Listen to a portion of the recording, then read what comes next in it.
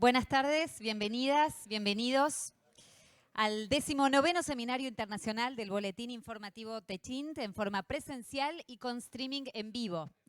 El tema que trataremos hoy es China y la reconfiguración del comercio y las inversiones internacionales, y las exposiciones estarán a cargo de Richard Baldwin, Aaron Friedberg, Margaret Myers y Dante Sica. El seminario se desarrollará en inglés y en español.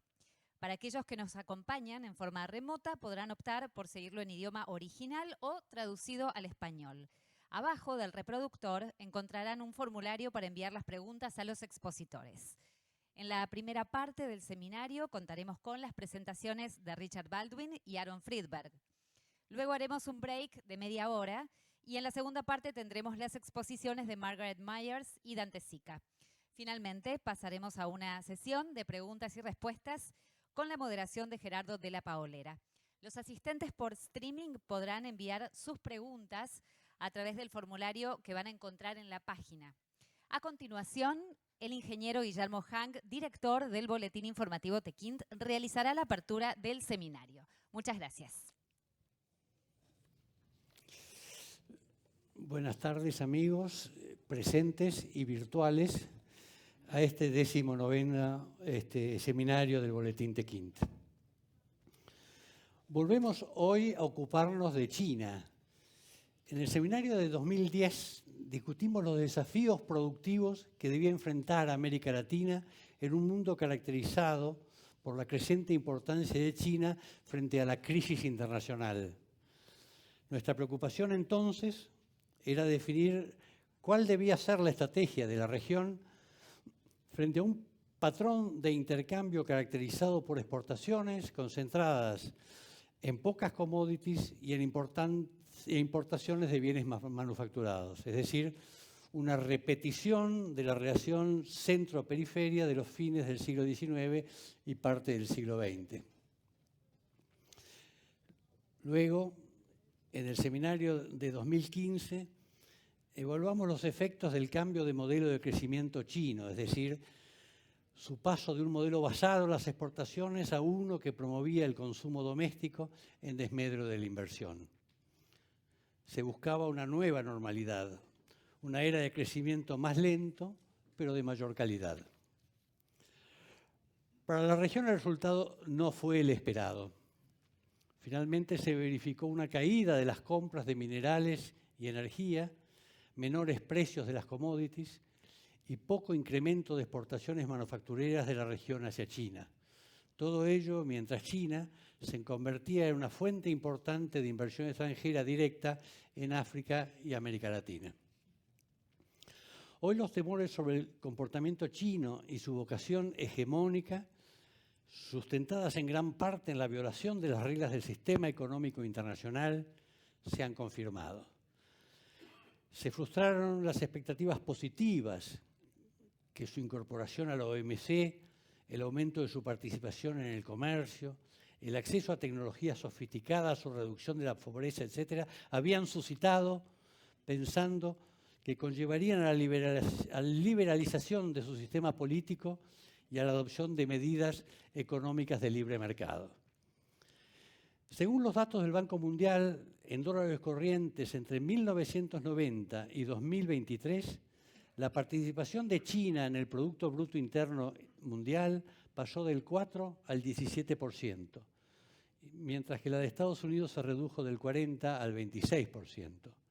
En cuanto a la industria, su participación en el Producto Bruto Interno Manufacturero pasó del 5% del total en 1995 al 36% en el año 2020. La de Estados Unidos, por su lado, se redujo de un 21% al 13% durante el mismo periodo. A medida que la interrelación entre China y Estados Unidos fue creciendo en términos de comercio e inversiones, y aumentó la importancia de China como actor central de la economía y de la política mundial, se hicieron más visibles la incapacidad, o llamémosla poco respeto, que ha mostrado China por las reglas que impone el sistema económico internacional. Desde hace muchos años, esto era un reclamo permanente de los sectores más afectados por esta intervención estatal y estos subsidios. Por ejemplo, el acero. Además, se ha constatado la fragilidad de las cadenas de valor cuando se producen shocks como el COVID o desastres naturales, obligando a algunos países a replantearse si no es demasiado riesgoso depender de un sistema de producción mundial fragmentado y extenso geográficamente. Entonces, no es de extrañar que en un contexto en que se han fortalecido sentimientos nacionalistas y populistas, haya resurgido tendencias proteccionistas y las posiciones anti-inmigratorias, tanto en las economías más avanzadas como en los países en desarrollo. Las dudas se acentúan cuando se observa la profundización de las tensiones entre Estados Unidos y China. Estas tensiones también se verifican entre China y el resto de los países avanzados. De hecho, hoy parece que la política es más determinante que las ventajas competitivas en el flujo de las inversiones y el comercio mundial. La Unión Europea está teniendo un rol muy activo en denunciar las políticas que China implementa y que van en contra de la competencia, perjudicando tanto a los países avanzados como a los menos desarrollados. El último informe de la Comisión Europea, de abril del 2024, hace un detallado análisis de estas denuncias, siendo las más importantes la plena integración entre el Estado y el Partido Comunista Chino, lo que implica la vigencia de un sistema de planificación central de la economía versus una asignación de recursos en un libre mercado, restricciones a los ciudadanos en términos de movilidad, de acceso a la libre información, omnipresencia de empresas de propiedad estatal en todos los sectores, presencia de restricciones a la inversión extranjera, un sistema financiero distorsionado por excesivas regulaciones e intervenido por el Estado. Finalmente, una falta de respeto a las leyes de propiedad intelectual. A partir de estos hechos aparecen en la literatura económica y política conceptos tales como la desglobalización, el decoupling, el de-risking y seguridad económica. En 2023, el comercio de bienes entre China y la región alcanzó un récord de 480.000 millones de dólares. Y cabe resaltar que entre los años 2000 y 2020... Equivale a 451.680.000 No me deja hablar. Entre los años 2000 y 2022, el comercio de bienes entre China y Latinoamérica se multiplicó por 35, mientras que el total de la región aumentó su comercio en 4 veces. Hoy China es el segundo socio comercial de América Latina y el Caribe y el principal socio comercial de América del Sur. Para México, por ejemplo, el contexto favorece el proceso de nearshoring, pero en general se observa que la dependencia de China está agudizando la desindustrialización de la región y profundizando el proceso de primarización, tema que, como vimos, preocupa a los países menos avanzados desde hace largo tiempo. El rol de China y su impacto en la región no es solo una preocupación económica. Los cambios geopolíticos requieren tener claro con cuál de los bloques en tensión deberíamos alinearlos. Durante el día de hoy tendremos la oportunidad de escuchar a destacados expertos en estos temas. Analizarán los desafíos y las amenazas que presenta China sobre las relaciones económicas internacionales y, sobre todo, su impacto sobre la economía y la política de la región. El doctor Richard Baldwin, del IMD Business School, discutirá los cambios en el proceso de globalización, los nuevos bloques en función de la geopolítica y la situación de las cadenas globales en este nuevo contexto. El doctor Friedberg, de la Universidad de Princeton, se referirá a la evolución de las relaciones entre Estados Unidos y China, a las tensiones actuales entre ambos países y a su impacto sobre la economía y la política internacional. La doctora Margaret Myers, del Inter-American Dialogue, analizará el impacto de la presencia china en la región y los desafíos que esto representa. Por último, el doctor Dante Sica, de la consultora ABC, se referirá a los efectos del intercambio comercial y las inversiones chinas en el Mercosur en general y en Argentina en particular. Reitero la bienvenida a todos, presentes y virtuales, y estamos listos para aprender y discutir. Muchas gracias. Gracias, ingeniero Guillermo Hang. Les recuerdo que pueden encontrar debajo un formulario para realizar las preguntas a los expositores, así que pueden dejar también el nombre a quien quieren realizarle esa pregunta. A continuación, el doctor Richard Baldwin desarrollará el tema efectos de la fragmentación geopolítica en el comercio y las inversiones internacionales. El doctor Baldwin es profesor de Economía Internacional en el IMD Business School en Lausana y fundador y editor en jefe del portal voxeu.org. Es consultor para gobiernos y organizaciones internacionales sobre globalización y temas de política comercial internacional. En el periodo 1990-91 se desempeñó como economista senior en el Consejo Económico del presidente George Bush. Es PhD en Economía del MIT. Doctor Baldwin, lo escuchamos.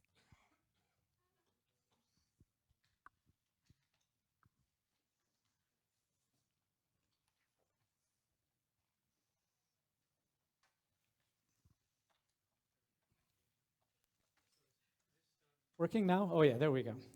Well, thank you very much for those kind words of introduction, and I want to thank Techint for inviting me to allow me to share my thoughts in front of this important audience. I'm looking very much forward to the questions. It's in the questions and the dialogue where I learn, and I think we all learn. So I'm not going to try and cover everything in my discussion. What I really want to do is two things. First, set out two sets of baseline facts, which I think are important in understanding the role of China in the changing trading system. And then, if we have time, I'll offer some conjectures as to where the world trading system's going. I'm in the process of writing a new book called Weightless Globalization, in which I'm going to argue that digital technology will fundamentally change the nature of trade, especially the trade that Techint is involved with. So this is not necessarily super good news for Techint, but I thought you'd like to hear my thoughts about it, even if it's not good news. Yes, especially if it's not good news. So let's get started. Part one, China and world trade. So before I show you a bunch of charts that follow up on what Guillermo was saying, this is the bottom line. You can't think about world trade without special casing China. What China has done in the last 30 years has completely transformed our understanding of world trade and has led to an enormous amount of misthinking of analysts who talk about trade in general, who talk about geopolitics in general, when frequently it's just a China story. So let's get to the charts. World goods trade is dominated by manufactured goods. I didn't bother putting up a pie chart because I'm sure you're all familiar with it, but it's about two-thirds or three-quarters, depending upon commodity prices. Two-thirds, three-quarters, all world trading goods is in manufacturing. And manufacturing is dominated by China now. And in a way that happens so fast that lots of people aren't quite aware as to how important it is. So let me show you my favorite chart on this.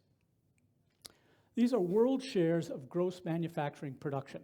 Now, gross manufacturing is the total sales of the company. It doesn't strip out the intermediates, so it's not GDP, but if you want to know where business is going on, gross output is a pretty good one. So if you look at the world shares of gross manufacturing production in the left chart here, you can see the G7 shares, which is everything except the red, have been declining pretty steadily for the last 20, 25 years. China started out at 5% in 1995. It passed Germany in the late 90s. It passed Japan in the mid-2000s. it passed the US in the late 2000s in terms of world shares, and since it passed the US, it has doubled its world share of manufacturing. It's now up to about 35%. A third of all world manufacturing happens in one country. And that change happened so rapidly, it changed so many realities, that frequently people who've been studying, especially for decades, didn't quite realize how stunning that was. Now, this other chart is the one I hope you remember. You can take selfies, by the way.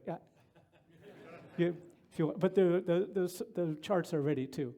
So China is now the world's sole manufacturing superpower. The red line is China's. It's just the same one as before. The blue line is the sum of the shares of the next 9 largest countries: United States, Germany, Japan, etc. China's share is now larger than the next 9 largest countries put together. So you cannot think about world manufacturing without treating China as different. And China has been acting very, very differently on manufacturing. That's the first point.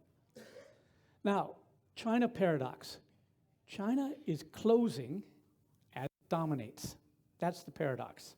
So the left chart is the one you saw before. It's now the world's superpower. And this is what everybody sees in their news feeds all the time. And if you read, the newsletters of banks and stuff like that, China is so important, it's growing so fast and all that. You get the idea that China actually really depends upon trade. How many of you think China's economy is absolutely dependent upon trade? Go ahead, raise your hands, please. Okay. How many think it's not dependent? Okay. How many of you not listening? Okay, here we go. So this is the trick. This is, on the right chart, goods exports as a percentage of national production. So it's some sort of openness ratio.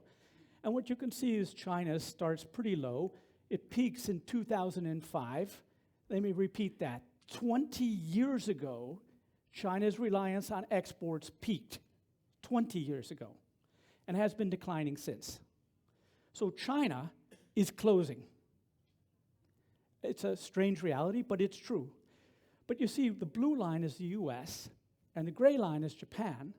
So what China is doing is approaching the openness ratio of a normal mega economy.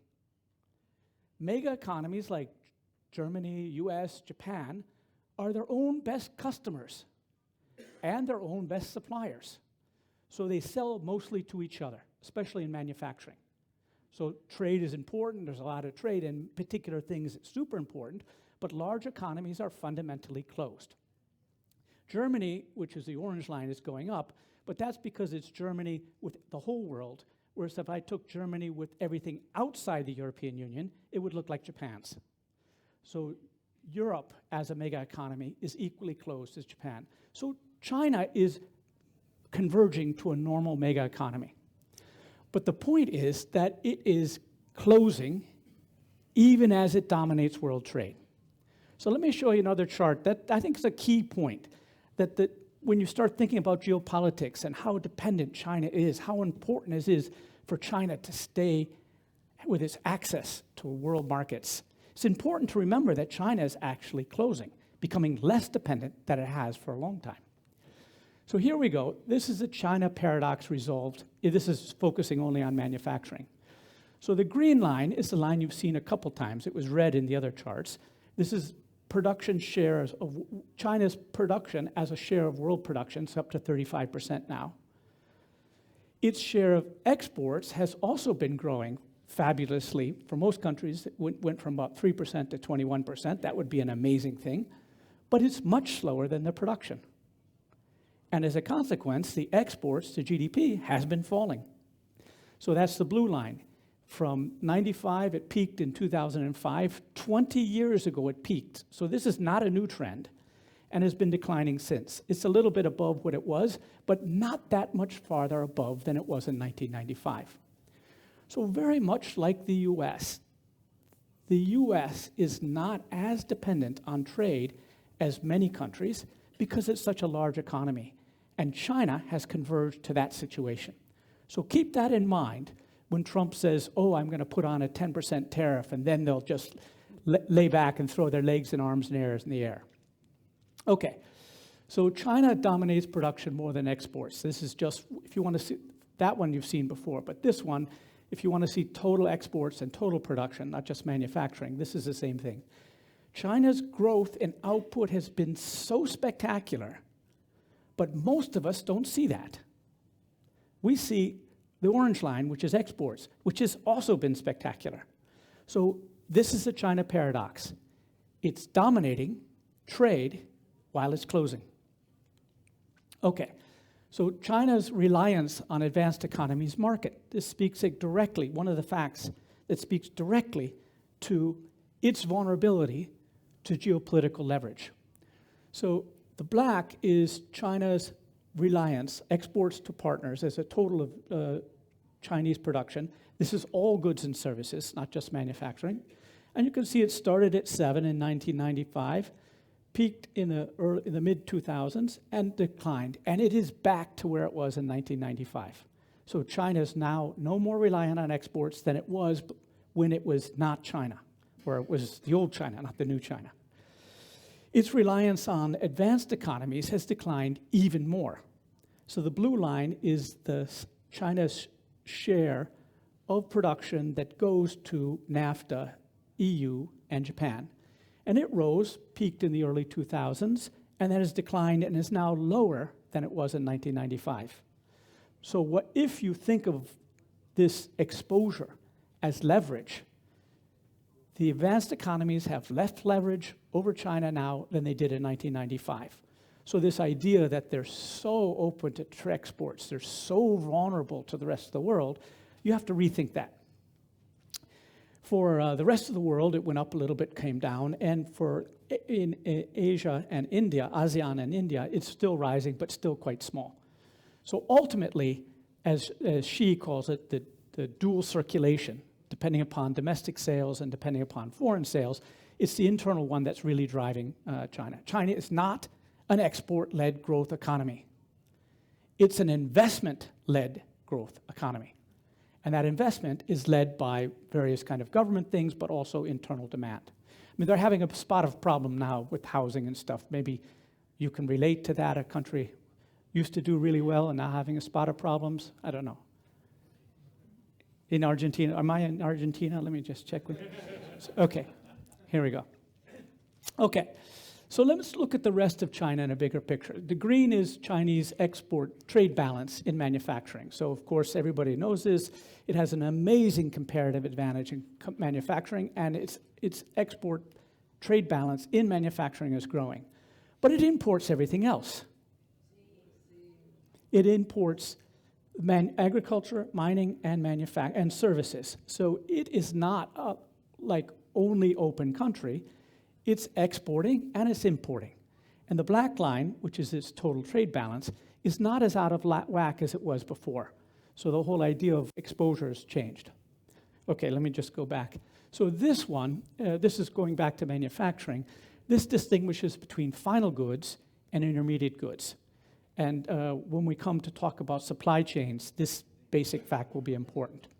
So what we have here is China's balance of trade and goods in final manufactured goods and manufactured intermediates, so parts and components. Up until early 2000s, China was a net importer of industrial inputs. This was the classic processing trade, importing parts, producing final goods, and exporting them. And these were like children's toys and textiles and apparel, footwear, stuff like that. Now, from that point, they built their industrial base, replaced the imported intermediates with local production, and became a net exporter of intermediate goods. But they still remain a much larger net exporter of final goods. So the interesting thing here is China is not that reliant on their exports of intermediate goods, but given how fast they've grown, the whole rest of the world has become very dependent on Chinese intermediate goods. So again, this is this asymmetry of if you think what happens if China loses its access to intermediate goods, it's not as bad for them as you might expect, because you have to see what the other side is. Okay, Supply chain reliance, China's asymmetric engagement. So this comes from a series of charts that I produced with Rebecca Friedman and Angelos Theokopoulos for a Brookings paper that we presented last fall. And it's online, you can see all this stuff. So we calculated bilateral dependence on intermediate inputs. So how reliant is China on the US, how reliant is the US on China, and we did the whole bilateral matrix, so up between 95 and 2018. So I want to show you those, and you will see that it's incredibly asymmetric. And the message here is going to be, if you think the world can decouple from China's industrial base, you're kidding yourself. And this has been widely recognized in the shift of talk. They talk from decoupling in the beginning to de-risking. Or, for example, small garden with high walls instead of decoupling. Because decoupling is not possible. Here we go. By the way, I fell in love with ChatGPT's ability to generate graphics from words. So try yourselves at home. This is, not now while I'm talking, but you could actually do it on your cell phones. I typed in these words: hidden supply chain exposure, look-through versus face value exposure. And this was for a talk I was giving in Riyadh, so I told them, it's for a talk in Riyadh. And that's what it came up with. I'm not sure exactly what it is, but there's a bit of hidden, there's a global, anyways. So what I want to do is explain supply chain exposure in two ways. What you actually see in the statistics. For instance, how many intermediate goods does the US import from China coming across customs? And how much does the US industry depend upon China, including all the roundabout trade? That's what I call look-through. So I'll illustrate that here. Face value versus look-through. Face value is a direct purchases only. So China inputs are exported to the US directly. That's the face value exposure. And that's what you can read off the standard statistics. But China sells parts to people who sell parts to the United States. And to figure that out, you need an input-output matrix, and you have to do a bit of calculation. And that gives you the look-through, which is the direct and indirect. So in this example, China inputs are exported indirectly to the US via Mexico's intermediate exports to the US. So let's say a battery goes to Mexico, that battery gets put into a car part, that car part then gets exported. So overall, the US car industry is exposed to China more than you can see from the custom statistics. So and that's what I want to argue, that this hidden exposure is a big thing. Okay, US exposure to China is higher on look-through than face value basis. So this is going to be the percentage of the 17 manufacturing sectors in my database where China is the #1 supplier. That's the red. So in 2018, on a face value, in other words, customs basis, about 60% of the American sectors have China as the top supplier. Then you have Canada and Mexico. If you do the look-through, all but one of them, the top supplier is China, because China supplies Germany, China supplies France. So all the parts, but especially Canada and Mexico, have lots of Chinese components in them. So the US exposure to China is much higher than most people believe, than most people see. Now, the other thing is the hidden exposure is this changed so rapidly that many people didn't notice. Or the people who noticed were only looking at one industry, like electric cars or solar cells or something. They knew about it, but overall it's much larger. How am I doing on time? I have another hour and a half? Oh, it's 27 minutes. What am I saying here? Okay, go. So in 1995, this is the same thing. And you can see in 95, China was nowhere. China was the top supplier in only one industry, and that was textiles. In 2005, that's the one you saw before, massive change. So it's the speed as well as the complexity that developed, which has hidden a lot of the exposure to China. Okay. So let me show you some charts of how this goes over, bilateral exposures. What I'm going to look at is decoupling from China isn't possible. The red line is the nation's reliance on China industrial inputs direct and indirect. And the blue line is China's reliance on the same nation's industrial inputs. So take the US to start with. It went from 1% down in 1995 up to about 4.5, peaked at 5%. China's reliance on US started above the US reliance and has declined steadily. That same pattern exists for every major manufacturing country in the world. The data is in the Brookings paper if you really want to look at it. So Germany, for instance, you see the divergence. Japan, you see the divergence. Japan was a net exporter of parts and components to China for much longer, but still it's gone the same way. That's what it looks like for the other G7 countries. Same pattern, but more extreme for the Europeans. And this is what for the two new emerging manufacturing powers, India and Korea, you see a similar pattern to the whole thing. So China's engagement with world supply chains is insanely asymmetric. So when you start thinking about this as some sort of three-dimensional chess game where we're going to put 60%, Donald Trump is going to put 60% tariffs on their exports, and boy, will they be sorry.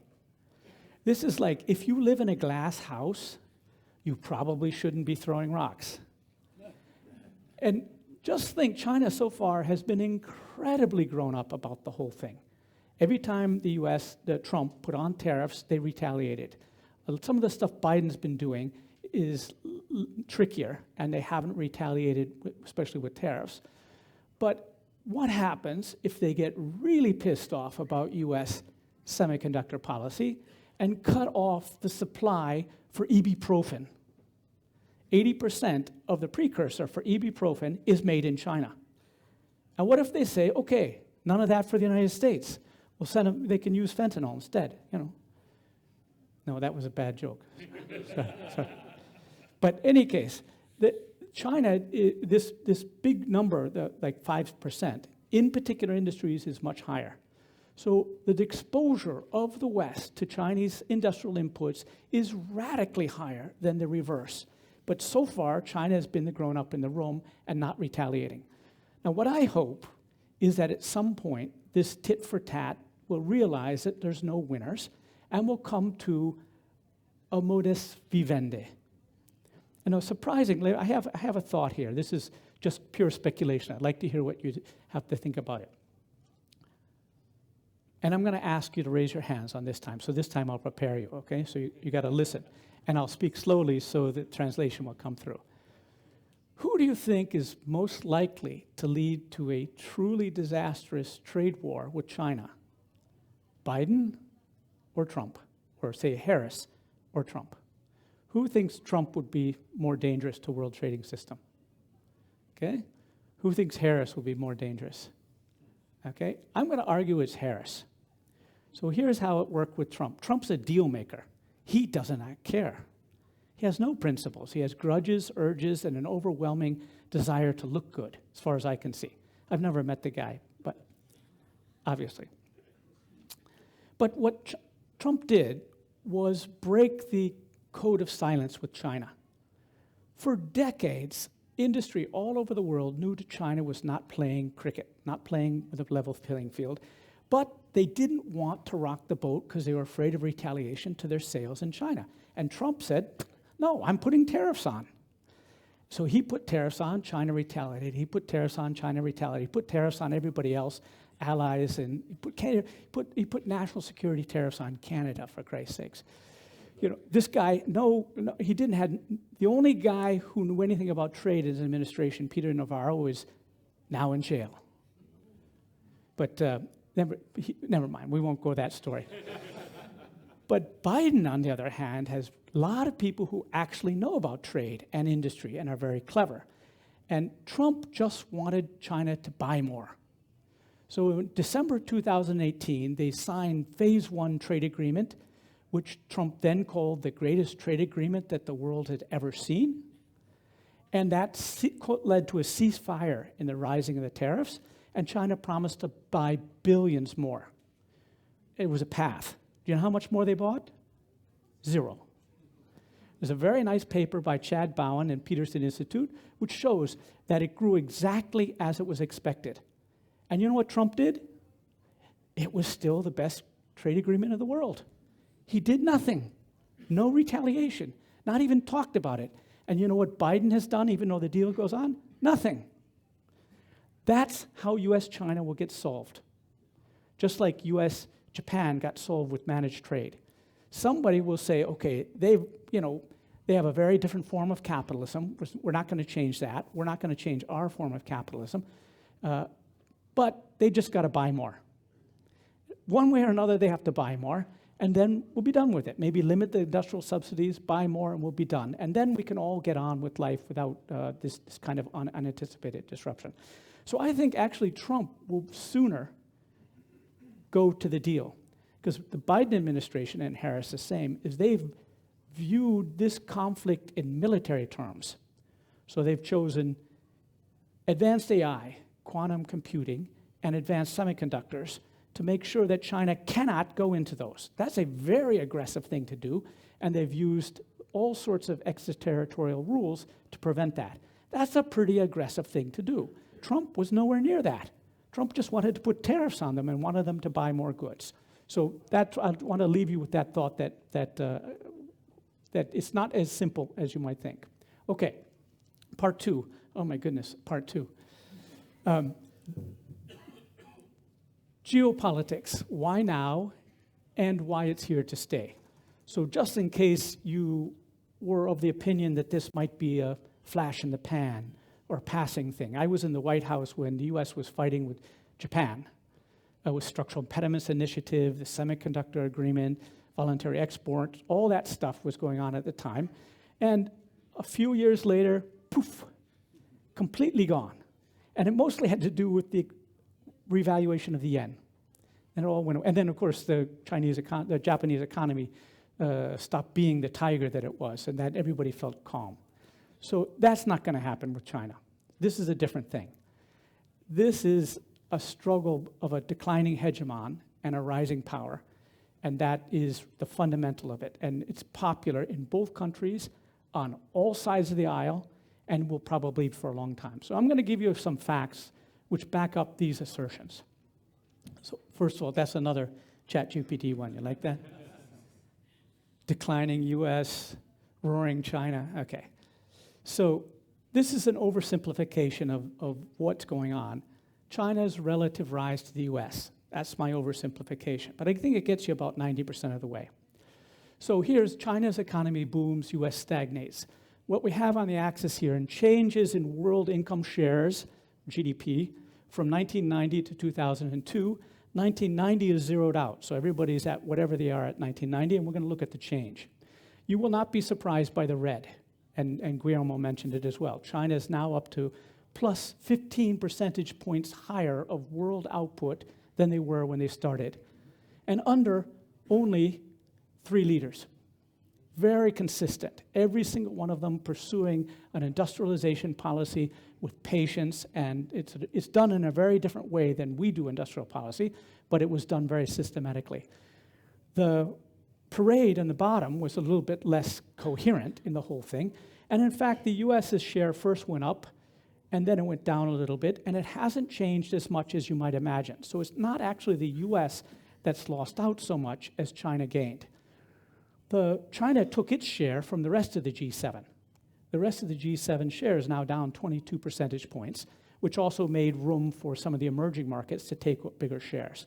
So there has been a big change in global economic realities from China. That's probably not going to shock you. This is a thing I showed before. Another part, in the US is hurting. There is a great deal of social economic malaise in the US, which is what led to MAGA and this idea that something's deeply wrong with America, so much so that you might actually have to destroy the Constitution to fix things. People are talking like that in the United States. This is not a country where you can ask, like Reagan did, are you better off than you were 4 years ago? These are people really seriously thinking about taking to the streets to overturn a democratic election. People talking about that openly. Read Project 2025. So why is that coming from? This is the life expectancy at birth years of a bunch of countries. And you can see just recently, China's life expectancy surpassed that of the United States. US is the blue. The rest are the other high-income countries. Something is going on very differently in the United States than the other high-income countries. Life expectancy I like as a measure of social peace or welfare because it matters from cradle to grave. Healthcare, social policies about public pollution and things like that. And it doesn't help to have your 1%ers live to 100. That doesn't change a thing. What matters is what the 50% of the people is happening. And you can see the US, despite the fact that the share of spending on healthcare in the United States is higher than any of these countries, it's not risen, and recently it's actually declined. On the right, there's a very more grim version, which affects the white non-Hispanics in the United States, especially those who only have high school education. And this is called Deaths of Despair. It's from a Brookings paper by a couple of them, by Ann Case and Angus Deaton. Deaton has a Nobel Prize. Now, what they've done is look at suicides, alcohol-related deaths, and overdoses, and compared the US, white non-Hispanic, that's what the WNH is, and how it's changed. And you see in 2000, it's shot up. The whole rest of the world pretty much has declined. Some of the other Anglo-Saxon countries, it's increased a bit. But that is a sign of people who are very unhappy with the way things are going. Now, there's a classic chart which I didn't include, which is the median income of a family in the United States, and it's been flat since Bill Clinton's first term in office. Democrats, Republicans, it's been flat the whole time along. And that's been deeply disturbing to many Americans who grew up, like I did, with the belief that you could do anything, and you most definitely would be better off than your parents. That's not true anymore. Most Americans can't afford the house they grew up in. In China, workers are buying their parents' houses. It's a completely different vibe for what has the economy been doing for me. So here, for example, is the American dream is over, ? This is an indicator of social mobility. So what we have on the vertical axis is the percent of people earning more than their parents as a function of what their parents' income percentile was when they were born. So if you go the 0, this is the poorest of the poor, and obviously most people, if your parents were the poorest of the poor, it's likely you're going to earn more than they did. If you're over here and your parents were quadzillionaires, it's pretty unlikely that you're going to earn more than them. But one of the most interesting points in this graph is 50%, the median income. So if you look at the median income of the parents when they're born, and look at the different generations. Born in 1940, almost everybody at 50% earned more than their parents. 50s, it was a little bit lower, but still above 80%. That's when I was born. And I do earn more than my parents. Or I used to, anyways. Now, born in 1960, we're down to 60, 70, we're under 60, and born in 1980, we're under 50%. So less than half the Americans who were born to parents who had median incomes are earning above median income. That's where the despair is coming from. That's MAGA. These people are really upset about how this whole thing has been going on. And by the way, it's not true of all advanced economies. This is a fairly US-specific thing. Okay, now let's go to China. So this is going to be my argument. Americans are just mad as hell. And their government's telling them to blame foreigners, especially China.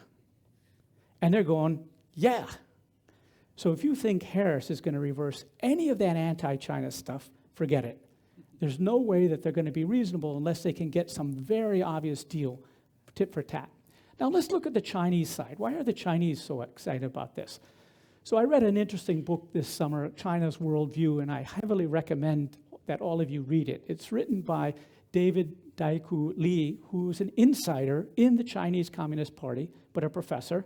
but he's been exposed to the West quite a lot, so he can explain things that's very easy to read. Not all books about how China works are actually easy to read. This one is.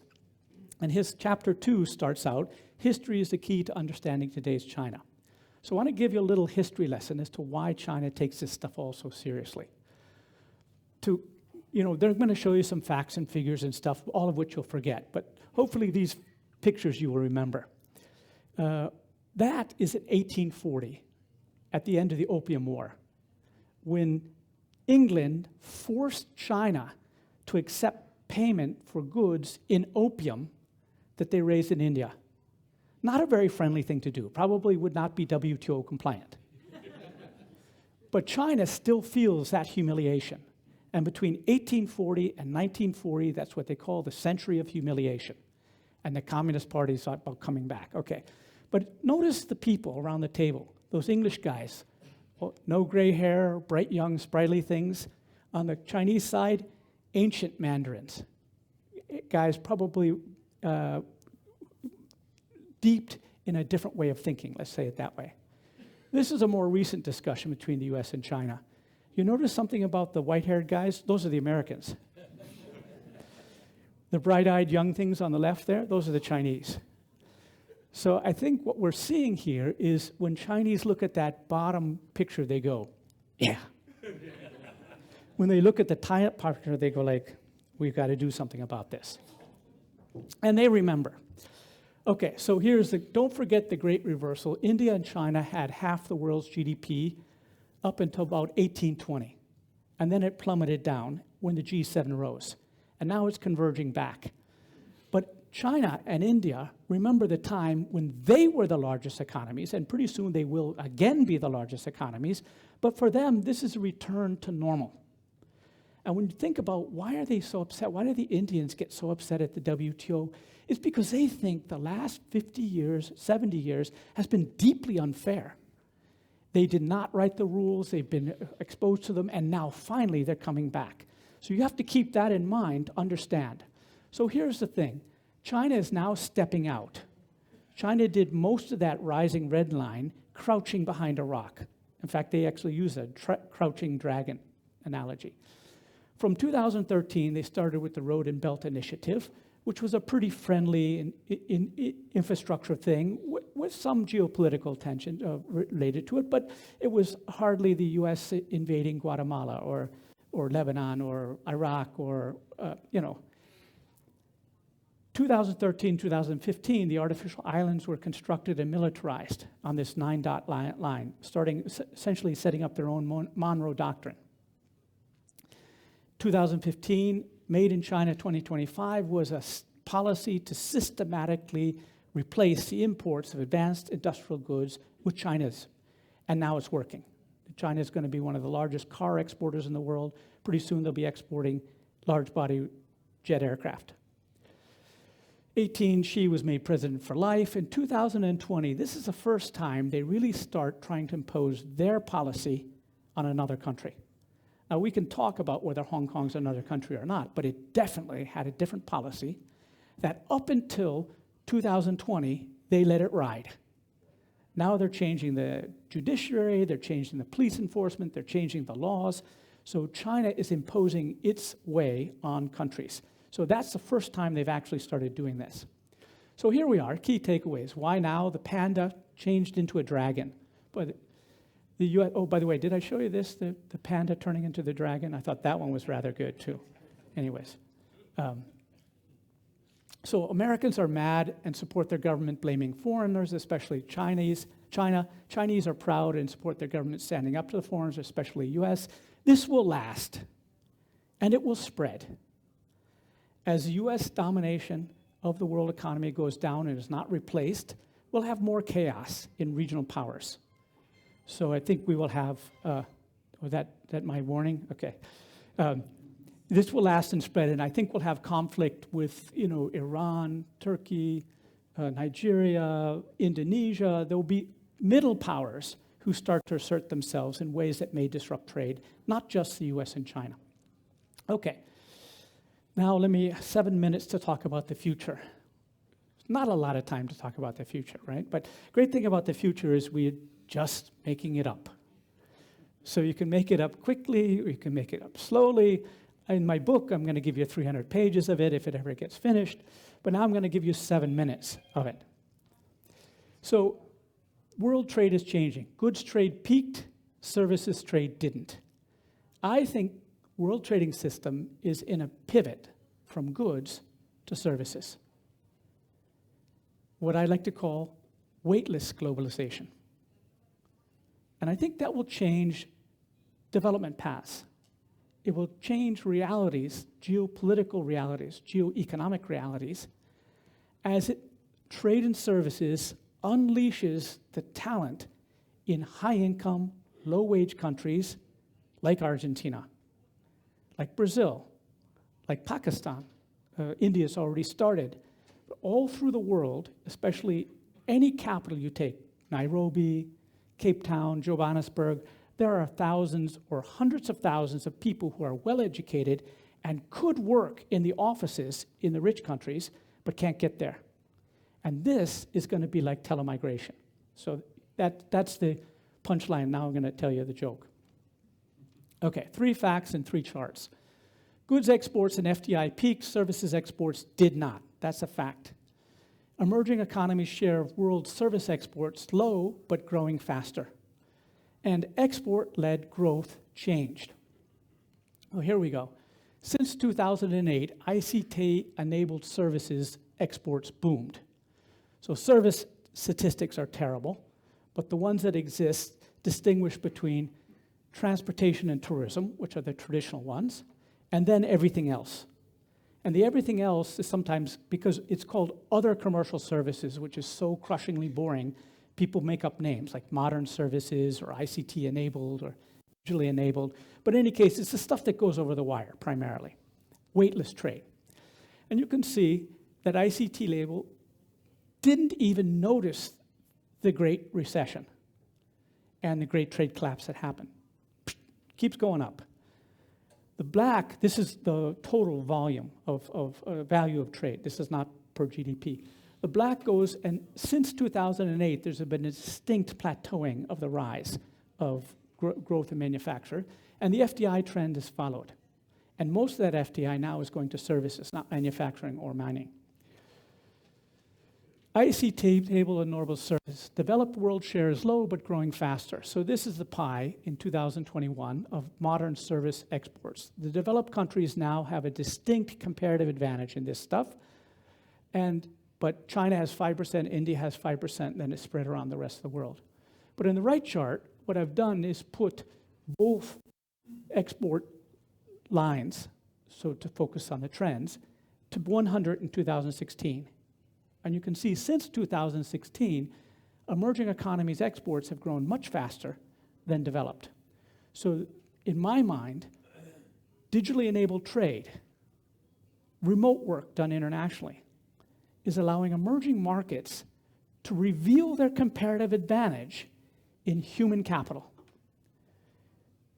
Countries, I did a study on Colombian trade, this for the Colombian government. So in Bogota, $15 or $20 an hour will earn you a middle-class living, especially if your partner has the same job. In the United States, you can't get people to clean your apartment for $20 an hour. Now, that opens up a bit of arbitrage, doesn't it? If you can get a really good accountant or bookkeeper sitting in Bogota to do the work of somebody in New York, that's an enormous arbitrage, and the only thing standing in the way is digital, and that's improving all the time. So that's a nutshell. I'm going to develop it a bit more. Manufacturing export-led growth is dead or dying. Service export growth is thriving. So let me, in my 2 minutes and 45 seconds left, I want to tell you a story. So I had a discussion with a journalist this morning, and she asked, so how can Argentina take advantage of this move away from China? Everybody wants to China plus one. And my answer was to move the Argentina economy about 5,000 kilometers north. And if Argentina was right between the United States and Europe, you'd be good to go. But otherwise, you're too far away. But you're not too far away for remote work. Not at all. So here, let me show you some facts. Export-led growth, manufacturing versus services. On the right chart, I'm going to show you export-led growth. So before you look at the numbers, I probably should have gone back there. Okay, before you look at the numbers, what is export-led growth? Now, most of you are economists, so I'm going to say this quickly. Exports by themselves don't indicate the connection to the local economy because you import things to export things. So the value of your exports is only partially related to what's going on in your economy. To filter that out, you have to look at the value added that's in your exports. And once you do that, your exports are measured in the same basis as GDP, which is value added. So I'm going to look at, is the value added in manufacturing growing faster than your GDP? And if it is, I'm going to call that manufacturing export-led growth, because the value added in the exports in manufacturing is growing faster than GDP as a whole. So that's the game. So here, this is what it looks like before 2008. This is 17 lower middle income countries, 16 upper middle income countries, and 43 high income countries. And you can see the left two are the industrialized countries. And you can see 60% of the lower income countries are experiencing manufacturing export-led growth. The middle income, 80% of them are. This is the high income countries are deindustrializing, so they aren't really doing that. This is for services. Oh, by the way, so the orange is after 2008. And you see after 2008, all of them are way down. So manufacturing export-led growth is not happening in most developing countries since 2008. So it's not a question of can we do it this way or can we do it that way. You can't do it because China got there first, basically. This is for service export-led growth, and you see the numbers go the other way. So service export-led was relatively rare in the lower middle income and upper middle income, but now it's much higher. So service export-led development is happening, and we have to study it more.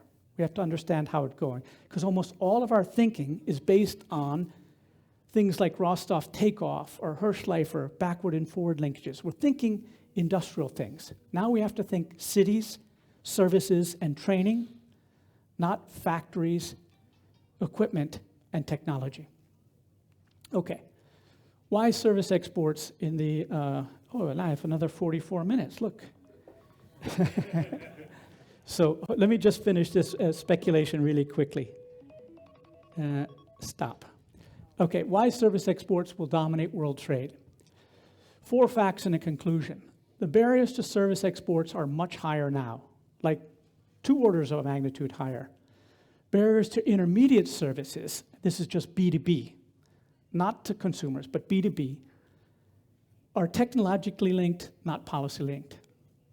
Digital technology is lowering the service export barriers exponentially because it's getting easier to work remotely.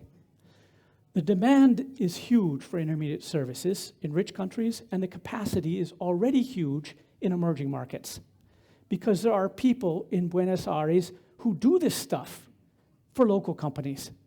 Funny enough, they pretty much use the same software, and they had very similar training. So you don't have to build a new factory. You already train the bookkeepers and the graphic artists and the copy editors and all those people. So intermediate service trade will grow much faster than goods trade for the foreseeable future. Right now, it's about 25% of all international commerce is services, and I think it will double by 2030 or 2035. What I was taught when I was a young economist was give a number or give a date when forecasting, never both. So let me just say it'll double. Okay, that's it. And what we'll get is a talent tidal wave. Simultaneous speech translation in particular will very soon eliminate the language barrier. Look it up on the internet, they're working on it. And once the language barrier is gone, all these underemployed people all around the world will be offering their services to a country where many professionals earn $100 an hour. Okay, they're flashing me now, so I'll stop right there. Thank you very much. I have more, but I'm going to stop right there. Thank you.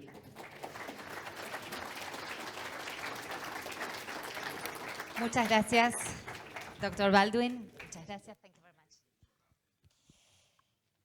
Escuchamos ahora al doctor Aaron Friedberg, quien expondrá sobre las relaciones Estados Unidos-China, pasado, presente y futuro.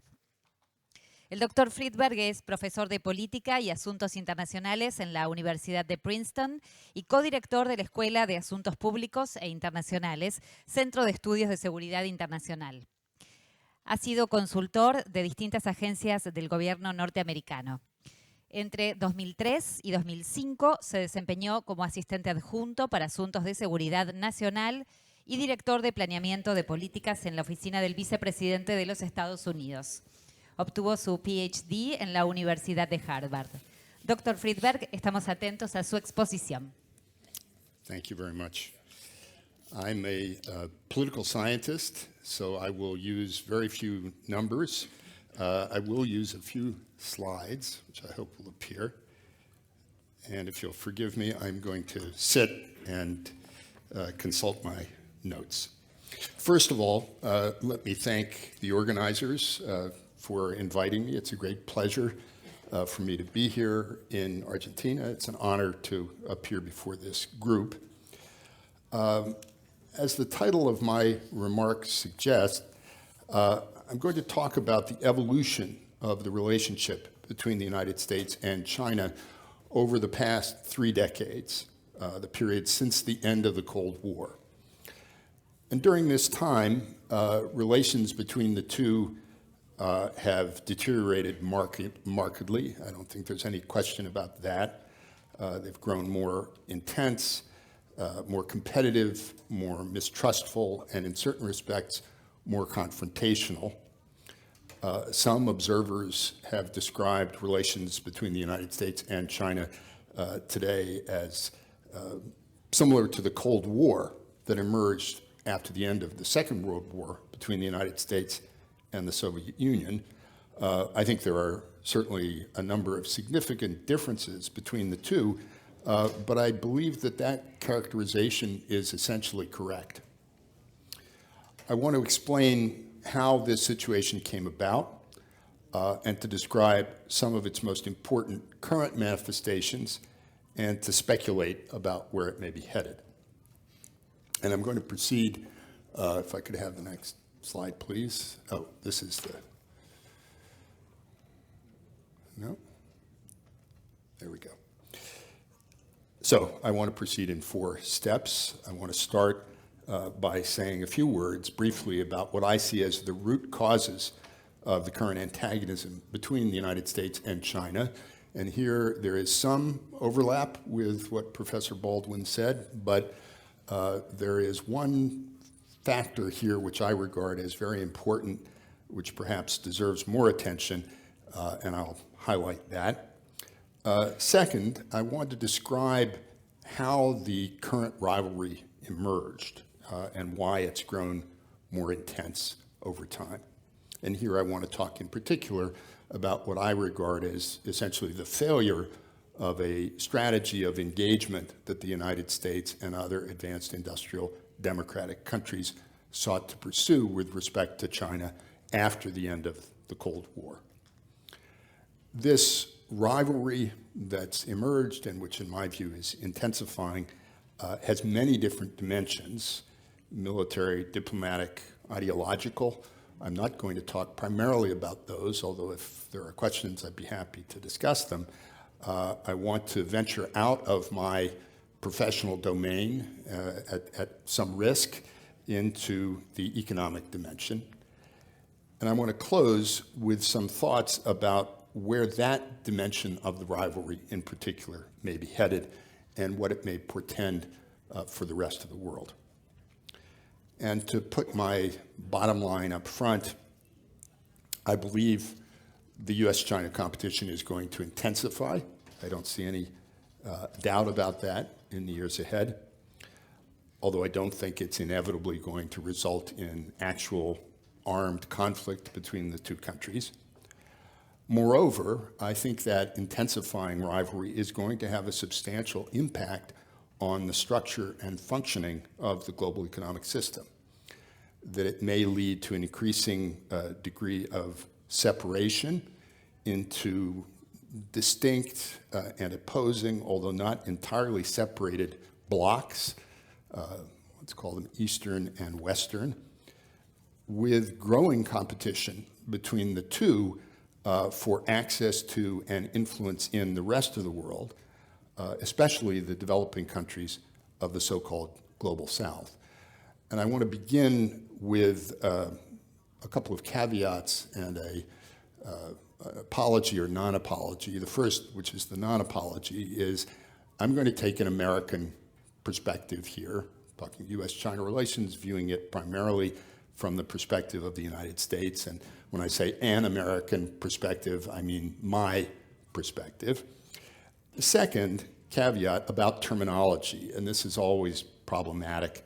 I am going to use the terms west, east, north, south, although I've tried to limit the use of that language. When I refer to the West, I'm thinking primarily in political and ideological rather than geographic or physical terms, referring to countries which are more similar than different in their institutions and ideologies, primarily democratic countries. East, I'm thinking primarily of countries that have what, for lack of a better term, I might describe as authoritarian, illiberal regimes, countries like China, Russia, Iran, and some others. Occasionally, I will slip and use the term North. Again, I'm not talking primarily about geography. I'm thinking here primarily of the wealthier, more advanced industrial countries, and South referring to the developing countries, not necessarily geographically in the South, but in terms of their economic development. So first, regarding the roots of this rivalry. As I said, I think there are two. Contrary to what's sometimes said, the current rivalry between the United States and China, in my view, is not merely the result of misperceptions or readily correctable policy errors. I think this was a view that perhaps was more common in the United States a few years ago than it is now. I should say also, I don't think the current situation has its origins in the personalities and preferences of particular leaders. The trend in relations has become increasingly obvious over the last several years, but it extends, its roots go back further. It is not solely or even primarily the result of Xi Jinping being the leader of China or Donald Trump having been the leader of the United States for 4 years. Rather, this growing rivalry has deeper roots. It began before Xi Jinping came on the scene, before Donald Trump came on the scene, and as I've indicated already, I think it's unlikely to be reversed, certainly not in the near term, even if there are substantial changes in leadership on one or the other side or both. At its deepest level, the US-China rivalry springs from two sources. And one Professor Baldwin has already mentioned, and that is what I would describe as the age-old dynamics of power politics. Throughout history, situations in which there's a narrowing gap in wealth and power between a dominant state on the one hand and a fast-growing potential challenger on the other have been prone to tension and to rivalry, if not always to war. And people refer often, for example, to Athens and Sparta, as discussed in the Peloponnesian War, the rise of Athens' Athenian power, and the fear that it's caused in Sparta, as Thucydides says, being the underlying cause of the war between those two. Many other examples, more recently, the relationship between Imperial Germany and Great Britain at the turn of the 20th century has some of these same dynamics at work. And it's not hard to see why this should be so. A dominant power wants to protect its privileges, wants to preserve the international order that it helped to create and which typically to a considerable degree reflects its interests and its values, and dominant powers are inclined to fear, for various reasons, that a rising power, particularly a rapidly rising one, aims to displace them, and they are fearful of that possibility. For their part, rising powers typically chafe at institutional structures, hierarchies of prestige, territorial boundaries that were put into place when they were relatively weak. And rising powers tend, as was said of Imperial Germany in the latter part of the 19th century and early part of the 20th century, want their place in the sun. And they fear that the dominant power or powers are intent on frustrating and perhaps even crushing them. And some of what's been happening between the United States and China over the last several decades can certainly be explained in this way. But there is, in my view, more to it than that, because there is a second factor at work which I think can't be ignored, and that is the role of ideology. The deep, persistent, and increasingly obvious divergence in the foundational beliefs and institutional structures between China, on the one hand, and the United States and other democratic countries on the other, add an additional degree of complexity to their relationship. It would be difficult enough, I think, to manage what may be a transition between a rising power and a dominant power, even without these ideological factors. The ideological factors amplify and intensify the problems. China's current rulers believe that the continued rule of the Communist Party that they head is essential to their country's future as well as to their own, and they're determined to maintain it no matter the cost. They regard the United States, not entirely without reason, as a crusading ideological nation that is fundamentally opposed to them because of the character of their regime and wants to see them eventually displaced from power. And I have to say, they're not entirely wrong in that perception. And certainly, there's nothing that their American counterparts can say or do that will persuade them otherwise. If you read what Chinese authors have to say on this relationship, it is very clear that this is their view, certainly the people who appear to be close to the regime. Meanwhile, on the other side of that equation, for their part, Americans, and I think this is not a distinctly American phenomenon, I would say the citizens of many other democratic countries as well, are reluctant to trust a regime that they see as suppressing dissent, as outlawing and not permitting open political competition, as regulating the practice of religion, and denying basic human rights to their citizens. The truth is, although our leaders at times try to downplay this, citizens of democracies tend not to regard regimes like the Chinese regime as fully legitimate or as equivalent in legitimacy to their own regimes.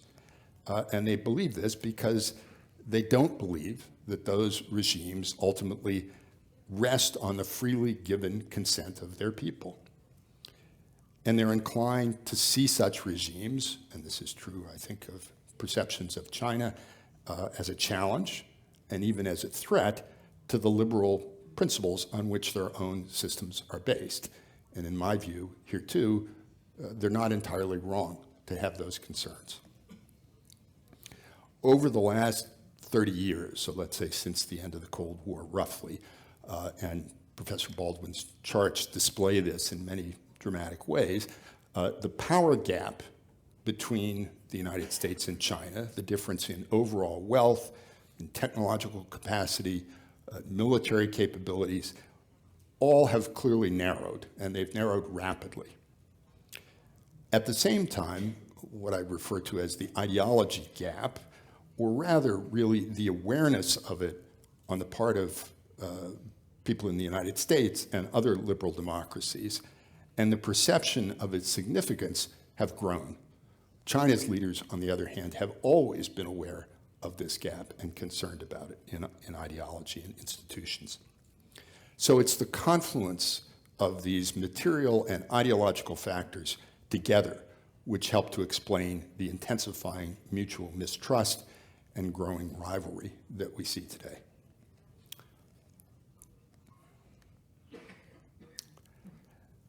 Now, needless to say, this is not how people in the democratic world expected things to turn out 30 years ago, when the Soviet Union collapsed, when its empire fell apart, when the Cold War ended. That outcome, as many of you recall, I find I have to remind myself of the age of my students when I'm referring to things. And so, as you remember, at the end of the Cold War, well, of course, they have no memory of that at all. But this outcome was seen at the time as a vindication of the strategy of economic, political, and military containment that the United States and its allies had first put into place in the late 1940s. And again, some of you may recall, in 1993, the Clinton administration announced that henceforth, instead of containment, and they said this quite explicitly, the United States would pursue what was labeled a strategy of enlargement. And that meant encouraging the spread of democracy and encouraging the spread of market economics to those places where they hadn't yet taken firm root. And the principal instrument of this strategy was to be what became to be referred to as a policy of engagement. And I think for the most part, people at the time believed that this was as the Chinese theorists would say, the trend of the times. They believed this is the way history was running. So it wasn't that they had to push it very hard, but they had to encourage it and guide it. And they believed that they could do this primarily through engagement, the expansion of political, cultural, and above all, economic ties between the democracies on the one hand and the fragments of the former Soviet Union and the former Soviet Empire in Eastern Europe, as well as China on the other, deepening those various connections. Now, unlike the Soviet Union, China had already, by that point, by the late 1980s, started down a path towards reform, and that actually had begun after the death of Mao Zedong and the rise to power of Deng Xiaoping, and the beginning of what he labeled a policy of reform and opening up, which began to flower in the 1980s. So it was already underway. Engagement, and especially economic engagement with China, received widespread support in the United States and among the advanced industrial democracies. And as you may be aware, there has been in the United States in the last decade or so a heated political debate over who is to blame for what's gone wrong in the relationship and whether or not previous leaders were somehow soft and naive in their attitudes towards China. It seems to me that's largely misplaced, if only because the perceptions of what was happening and of the importance of engagement and economic engagement in particular were not the province of any particular party or group. They were virtually universally held, and I would say not only in the United States, but in other advanced industrial democracies. This is certainly very true in Europe. And this support was the product of many factors, of which two were especially important. One, this is almost always the case in democratic societies, interest group pressures, the growing influence of various industries and individuals that benefited or expected to benefit from increasing trade and investment with China. And this had become very evident by the late 1980s. It was played out in dramatic form in the 1990s in the debates over whether to extend most favored nation status to China, whether the US should continue to do that even after Tiananmen, the debate over whether to grant China so-called permanent normal trading relations so as to ease its way into the World Trade Organization. A whole variety of interest groups played important roles in those debates, and for the most part, they were pushing very much in favor of deepening engagement. So there are interests, especially in the United States, but in Europe as well. These interests were bolstered by a set of widely held, what I would describe, for lack of a better term, as liberal beliefs. And I mean that in the sort of 19th century sense, not in the sense that it's used in American politics as a term of abuse. And these are beliefs, for example, that trade is conducive to peace, that economic growth tends to promote political liberalization, and in addition, a belief that I think became widespread and was very important, again, particularly in the US, but more generally, that the moment had finally arrived with the end of the Cold War, the fall of the Berlin Wall, when it would be possible to build a fully integrated, truly global, liberal, or open international economic system, one in which there would be sort of universally low barriers to flows of goods, capital, people, information. The United States in particular, but not exclusively the US, had hoped to build a system like that at the end of the Second World War. But that effort fell apart because the political foundation was lacking. The Cold War split the world into spheres, into geopolitical and ideological spheres, and that had the tendency to bifurcate the world economy. It wasn't possible to create that integrated system. Instead, a partial and increasingly open trading system grew up in the West, basically, the Western Hemisphere, Western Europe, Northeast Asia. But now, with the fall of the Berlin Wall, the end of the Cold War, the circumstances appeared propitious, again, finally, to extend that system so that it encompassed the entire planet. And that idea is very, very powerful. As regards China, the advocates of engagement argued that it would have three beneficial effects. First, there was a view that incorporating China into the existing international order and existing international institutions would encourage China to become, over time, a satisfied or a status quo power, that it would abandon any thoughts of seeking to change in fundamental ways the international political and economic systems, but respect and seek to help to uphold that system. And the term of art in the George W. Bush administration was that the objective was to encourage China to become a so-called responsible stakeholder in this liberal system. Second, there was a belief that engagement, again, particularly economic engagement, would promote China's economic liberalization, that expanded trade and investment, that China's growing exposure to international market forces and capitalist ideas and business practices, and its full incorporation into the global trading system through its incorporation into the World Trade Organization would reinforce tendencies that were already believed to be at work. So especially after Deng and after the beginning of so-called reform and opening up, this was a process that was believed to be underway, and integrating China more fully into the global economy, it was thought, would accelerate that process of economic liberalization. And what that would mean over time was that the state would retreat increasingly from its role in planning the economy.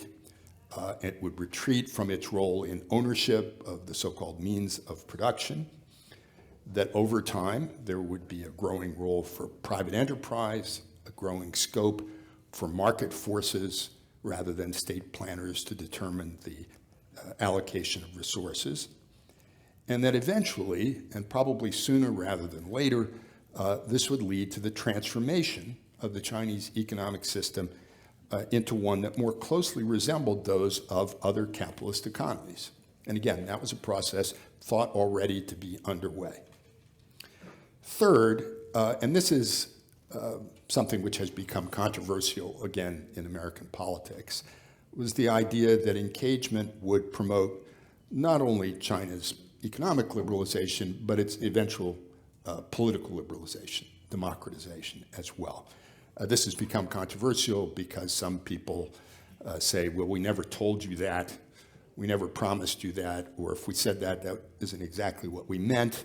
But in fact, people said it, they meant it, they believed it, from leading scholars all the way up to a series of presidents of the United States. And there were, again, reasons for believing that that would be so. Economic growth had in Europe, North America, and Asia led to the rise of a middle class.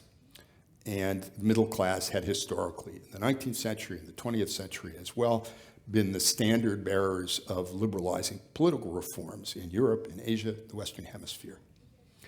Moreover, economic, educational, societal interactions between China and the advanced industrial democracies, it was thought, would encourage the spread of liberal ideas. The students would come and study in Western institutions, and they would carry back with them the ideas that they imbibed, presumably at the feet of American and other Western professors, and go back and change their systems.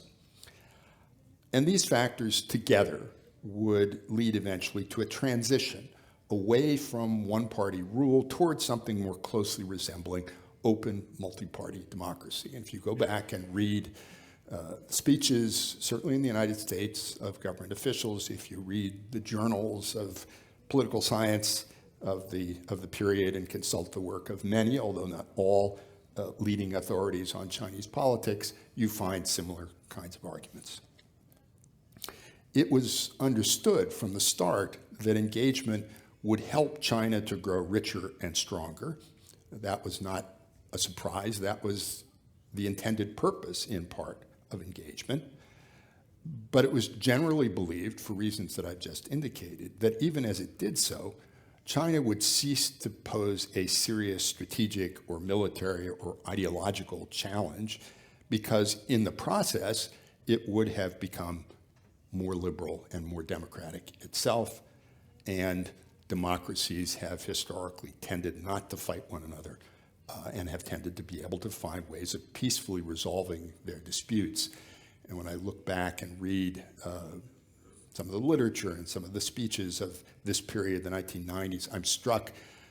There may never have been a time when the ideas of political scientists played as large a role as they did in influencing American policy, as was the case in the period immediately after the end of the Cold War. It's not a happy story, but at the time, it seemed great. As has become obvious in recent years, none of these things has come to pass.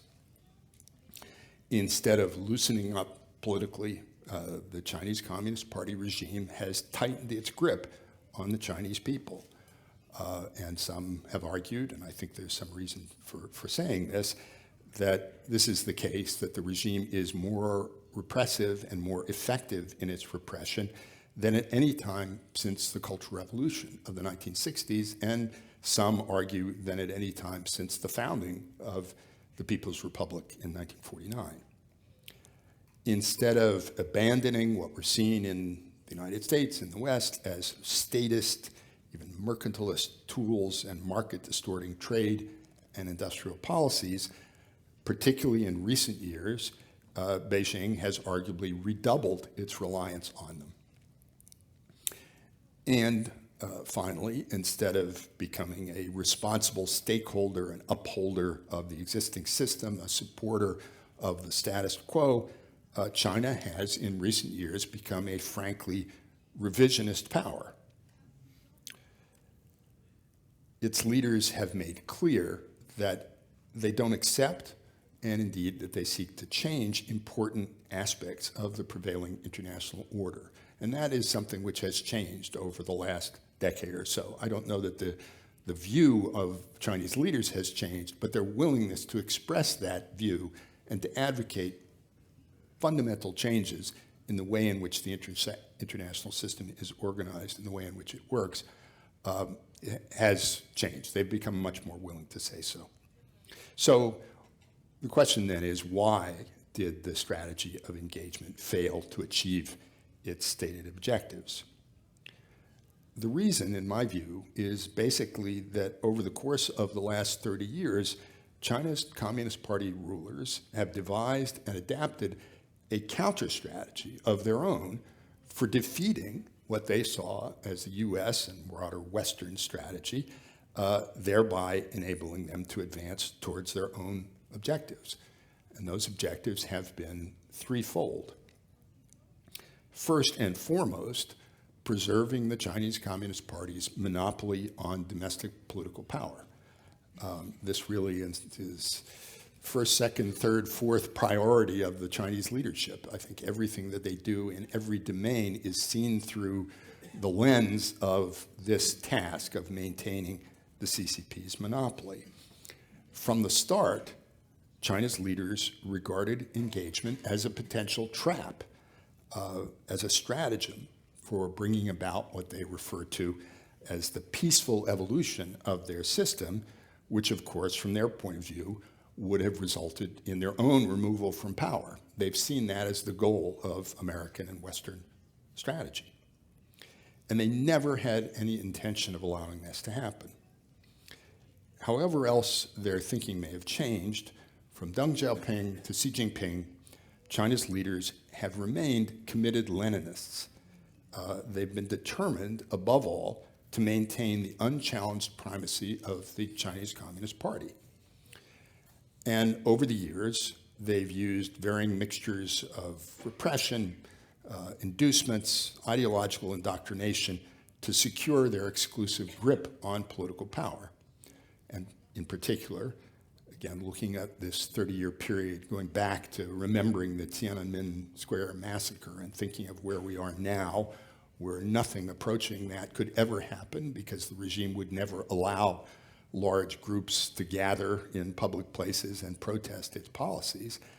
The CCP regime has greatly increased and perfected its use of high technology techniques for surveillance over its reliance on brute coercion. It still relies on coercion, but it relies much more heavily on more sophisticated and subtle techniques. There also have been changes in kind of official, or I should say, not so much an official, but as in the public presentation of the ideological foundations of the regime. The regime has shifted away from Marxist-Leninist dogma towards appeals to nationalism. And it's not that they've abandoned Marxism, Leninism. They certainly haven't abandoned the Leninism. They claim not to have abandoned the Marxism, although I think they have. But they have, starting with Deng Xiaoping, and now even more under Xi Jinping, placed more and more reliance on nationalism, on appeals to patriotism. At one time, this took a rather negative form, so pointing out the things that were done that harmed China in the past. And more recently, it's become a more positive kind of assertive nationalism, the greatness of the Chinese nation and its future greatness in the world. Secondly, in addition to maintaining the CCP's rule, the party has taken full advantage of the opportunities afforded by engagement to build up China's economy and also all of the other elements of what CCP strategists refer to as comprehensive national power. So not just economic, but technological, military, diplomatic, and so on, to the point where it could begin to approximate the comprehensive power of the United States. And I think that has been the goal from the very beginning, although in the early decades that was understated. Since the 1980s, Western observers have tended to believe that China was launched on an inevitable, inexorable process of transition towards a liberal market-based economic system. But here too, the CCP leadership, I think, had from the start different ideas. And there were debates, there were people who held different views, but the dominant view which has emerged is one that sought to maintain the central place of the party in the management of the economy. They recognized that allowing this process to play out fully would weaken their grip on political power by empowering private interests and ordinary citizens, and that would be a challenge to the CCP's rule. Deng Xiaoping's great insight was to acknowledge, to recognize the utility of market forces, which his predecessors had rejected on theoretical grounds. But he and his successors have seen the market as, and this is a term that one of Deng's contemporaries used in the early debates over economic policy in the 1980s, as a bird in a cage. So the market is important, it's a powerful mechanism, but it has to be kept under political control. And so the leadership has been prepared at various times to expand the dimensions of that cage, if you like, to permit market forces to play a greater role. But they've never abandoned the idea that it must ultimately be subordinated to and controlled by the party state. So in that image, they never intended to let the bird out and to let it fly free. And I think that's what a lot of Western observers expected must inevitably happen. The CCP leaders are no longer true believing Marxists in the sense that I don't think they are at all serious about the idea of building an earthly socialist paradise. That's not what they have on their minds. But neither have they become market-embracing capitalists. Instead, I think they can be best understood as what I would call mercantilist Leninists. In their view, the purpose of economic activity is not to enhance welfare or to generate wealth for its own sake, but rather to increase power. The power of the party in relation to all other actors in Chinese society, and the power of the Chinese state relative to all others in the international system, and again, especially the United States, which they have seen as being the dominant power in the system. Finally, as regards the party's geopolitical objectives, in retrospect, and you could say this about a lot of aspects of the US and Western policy that I've been describing, the notion that China would want nothing more than to become a member in good standing of a US-led, Western-dominated, liberal international system reflected, at a minimum, a certain lack of strategic empathy. From Beijing's perspective, which again was something which I think many in the West ignored, that order was profoundly threatening. The principles on which that order was founded and based, especially the notion of human rights and all that was presumed to follow from them, were and are inimical to the principles on which the CCP regime was and is based. And from the CCP's perspective, these principles, which they now, and here again, they are more open, I think, in expressing their genuine views than they were in the past, they now scornfully reject what they label so-called universal values that, as they see it, are a reflection of and reinforce the power of the hegemonic United States. They're not rooted in any genuine belief on the part of Americans or others in the West in the sanctity of the individual and so on. These so-called universal values are manifestation of American and Western power. Initially, in the 1990s and early 2000s, China's leaders had no choice but to appear to accept the status quo because they were relatively weak. But over time, as their perceptions of their own power have shifted, and as they have become more optimistic about their prospects, they've become more outspoken, more assertive, and even in certain respects more aggressive in seeking to change the prevailing post-Cold War order, working to regain what China's leaders see as its rightful historic position as the preponderant power in Eastern Eurasia, and also extending China's presence and its influence into other parts of the world. And in particular, important here is a desire to claim or reclaim, as the CCP leaders see it, China's role as a leader of the developing nations. And ultimately, in part by doing this, seeking to establish China as a truly global power on par with, and eventually perhaps superior to, the United States. The accumulating evidence of developments in each of these domains has led to changing attitudes, a re-examination, and at least a partial adjustment of strategy towards China. And I would say not only in the United States, but in other democratic countries as well, both in Europe and in Asia. This process is relatively new. It's only been underway for about a decade. It's been unfolding at different speeds in different domains, the economic, political, military, different speeds in each of those, and in different countries. There are pretty wide variations. And also, this process is by no means complete. I think we're in the early stages of it. In the remainder of my time, I'd like to talk about the economic dimensions of this process.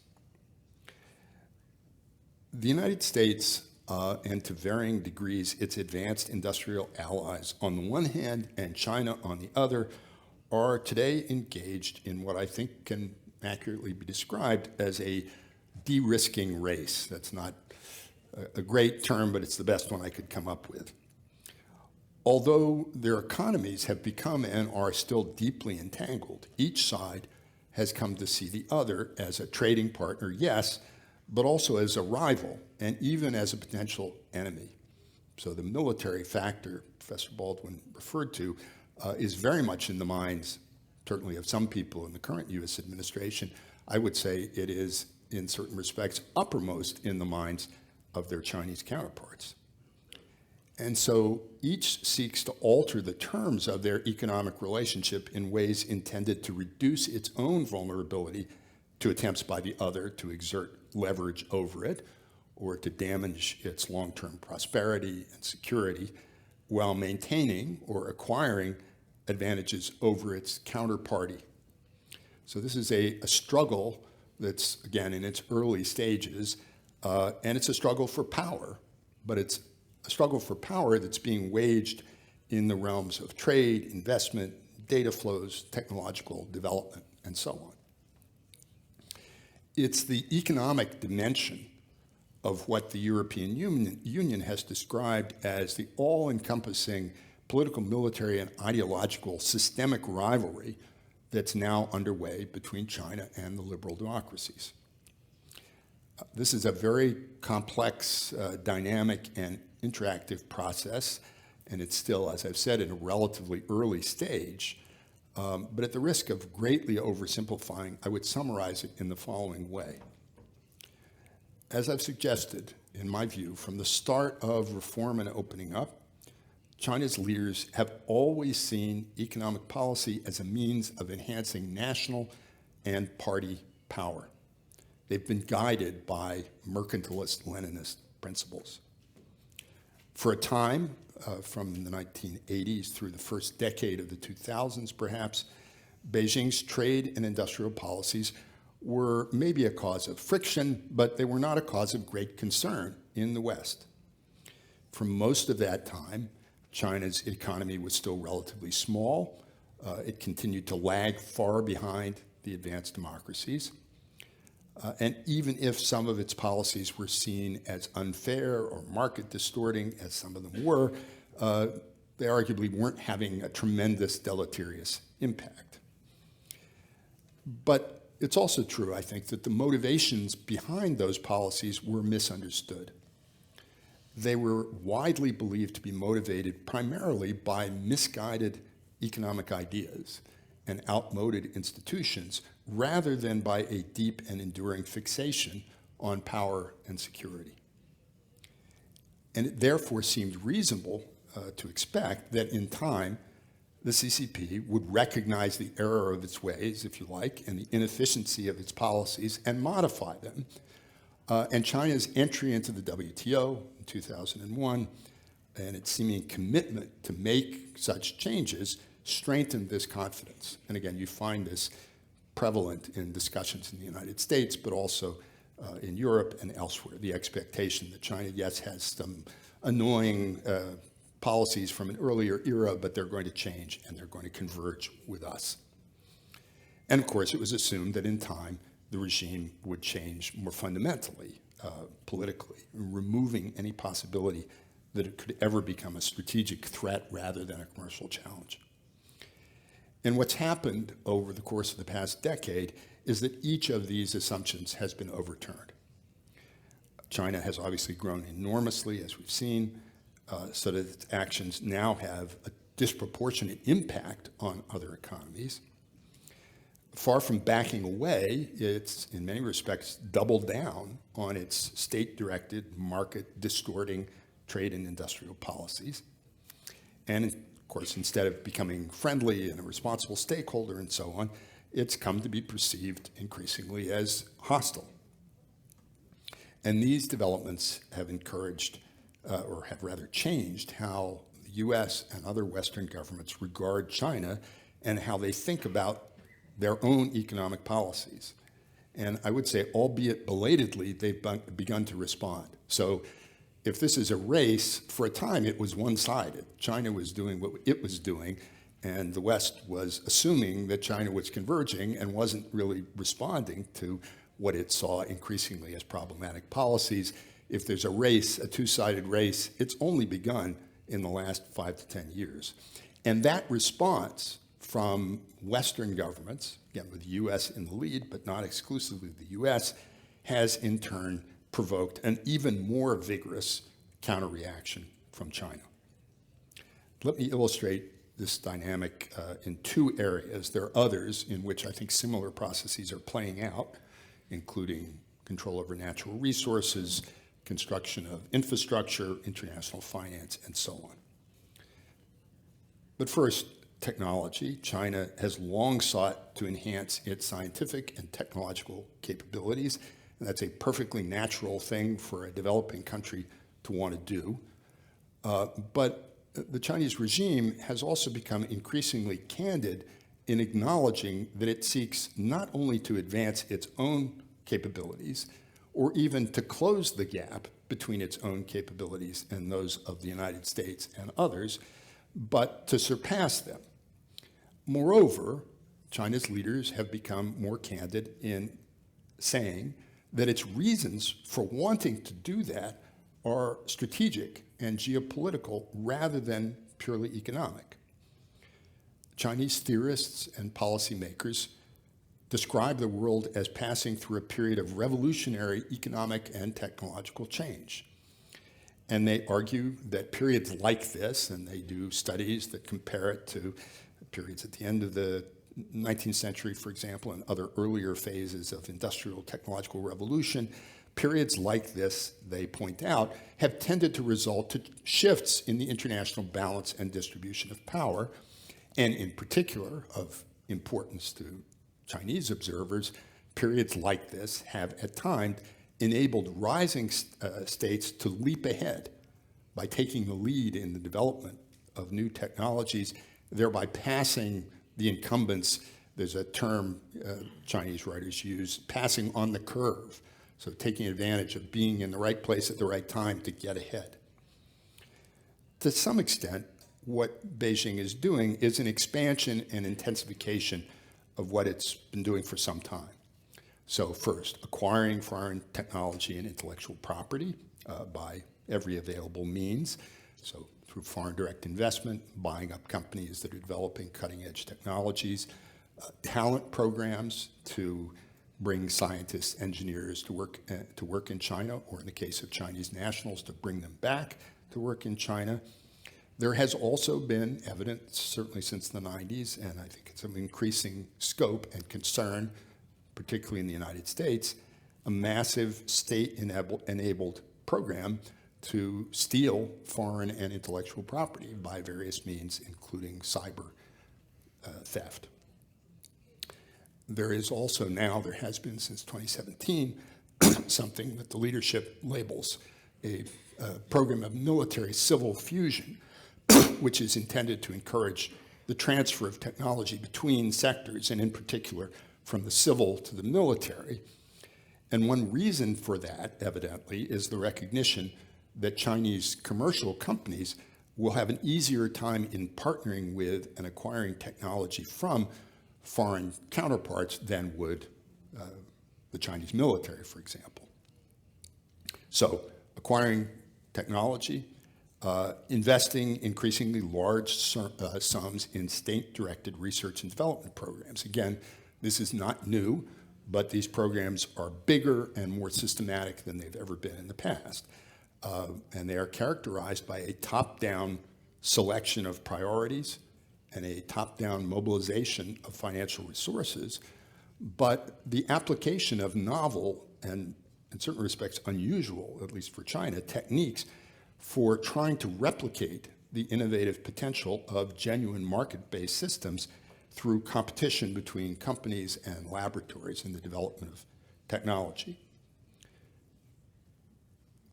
Having acquired these resources or deployed these resources, Beijing is directing them at achieving advances in areas that are perceived as essential for improving the performance of Chinese weapons and other military systems relative to their American and Western counterparts, as well as essential, in the view of the regime, for enhancing its own ability to control its population. So artificial intelligence is important, I think, from the perspective of the leadership, in part for that reason, quantum computing as well.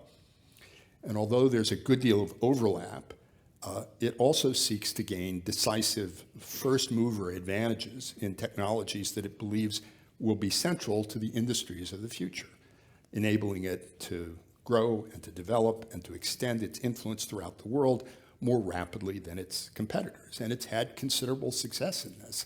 And one has to be to admire the foresight of China's leaders in certain respects. This has been the case with the 5G technology and telecommunication systems. I think it's been true to a considerable degree in electric vehicles and batteries, where American companies certainly and some of their Western counterparts were really asleep at the switch, where China has been investing enormous resources in these technologies.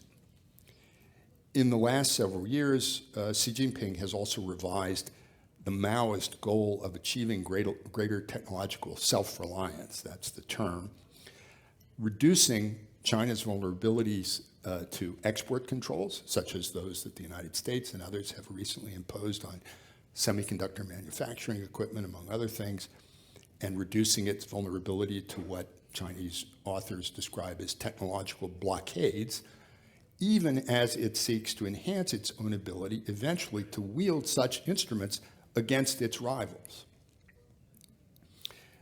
The US began to respond to these developments in the technology area only at the very end of the Obama administration and the start of the Trump administration. I mean, the extent to which there was not a great deal of concern about all of this until very recently in the US is striking. But those efforts to maintain US and also allied advantages have expanded under the Biden administration, and I think they're going to continue regardless of who's elected president in the United States in November. And just as China's leaders are becoming more candid in acknowledging the nature of this rivalry, so too the United States has become increasingly open in acknowledging both that it seeks to accelerate its own progress to maintain or to widen the gap with China, but also, in certain respects, to hold China back in order to maintain that advantage. And that's something that people in the United States would never have said 5 or 10 years ago. Hold China back, at least to the extent that China can be said to be exploiting its access to US and Western technology to advance its own ends, particularly in areas of strategic significance.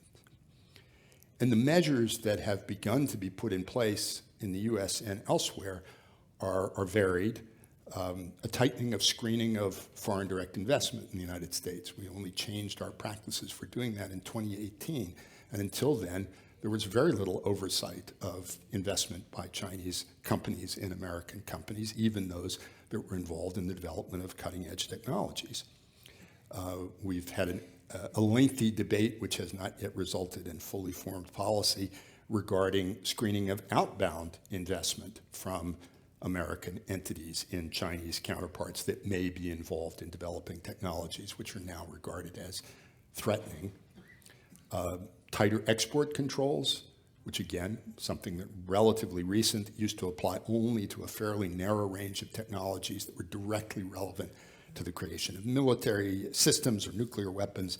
Now that's expanded to include semiconductors, artificial intelligence.